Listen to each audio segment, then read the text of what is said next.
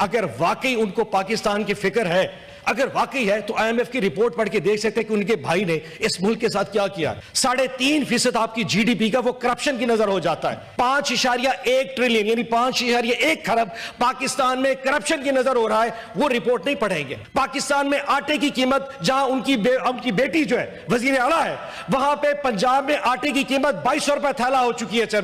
20 kilo थैले की बात कर रहा हूं। 4500 रुपए मन आटा बिक रहा है, और वहां पे उसने पाबंदी लगा दी कि खैबर पख्तूनख्वा में आटा नहीं जाएगा। 5500 रुपया मन इस वक्त खैबर पख्तूनख्वा में आटा बिक रहा है उनकी पॉलिसी की वजह से, क्योंकि पाबंदी लगा दी। आज अगर पंजाब आटे पे पाबंदी लगाएगा कि खैबर पख्तूनख्वा अगर आटा नहीं जा सकता, तो कल को खैबर पख्तूनख्वा कह दे कि मैं अपनी गैस नहीं भेजता, तो हर अगर यूनिट, हर इकाई जो फेडरेशन में अपनी पाबंदी लगानी शुरू कर दे, तो फिर मुल्क कहां पे जाएगा। आपको चेयरमैन साहब अंदाजा है, इस वक्त पाकिस्तान में चीनी कीमत 220 रुपए किलो हो चुकी है, और इन शुगर मिलों का मालिक कौन है? 70% शुगर मिलों का मालिक इन पार्लियामान में बैठे हैं, और वो 70 के 70% गवर्नमेंट बेंचेस में बैठे हैं। चेयरमैन साहब, आपको पता है कि जरदारी साहब से लेकर नवाज शरीफ साहब तक ये सारे के सारे शुगर मिलों के मालिक हैं।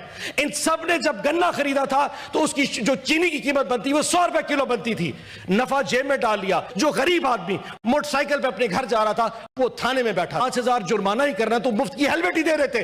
क्या आजाद डाल के रख दिया आपने इस मुल्क में। चेयरमैन साहब, किस चीज का रोना रहो, ये मुल्क खत्म हो चुका है, लेकिन उन्होंने एहतसाब करना है जिसको, जो इमरान खान को लेके आए थे। इस निजाम ने किसी तरीके से आगे चलना है, आज भी मौका है। वकीलों को मिलवा दीजिए, बहनों को मिलवा दीजिए। इतना तमाशा करने की जरूरत ही क्या है, बजाय ये सोर्स पूछने की खबर किसने दी।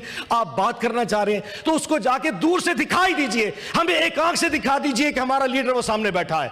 आखिर ऐसी कौन सी चीज है जो आप उसको छुपा के रख रहे हैं। चेयरमैन साहब, यकीन जानिए उसको कुछ फर्क नहीं पड़ेगा। अगर उसने दौड़ना होता, अगर उसने भागना होता, अगर उसने मुल्क छोड़ के जाना होता, तो वो पहले महीने चला जाता, 2.5 साल इंतजार न करता। आप 25 साल उसको जेल में रखे, चेयरमैन साहब, वो वैसे बैठा रहेगा और मुस्कुराता रहेगा। कोई चीज ऐसी नहीं जो उसको हिला सके, जो उसको तोड़ सकेगी, कोई नहीं तोड़ सकता। और वो वक्त दूर नहीं है जब वो बाहर निकलेगा, वो मुस्कुराएगा, वो मुस्कुराएगा, इस निजाम पे भी मुस्कुराएगा, इस पूरे के पूरे ऐवान पे भी मुस्कुराएगा, और इंशाअल्लाह इस मुल्क का अगला वजीर आज़म मुंतखब होगा। पाकिस्तान जिंदाबाद, इमरान खान जिंदाबाद।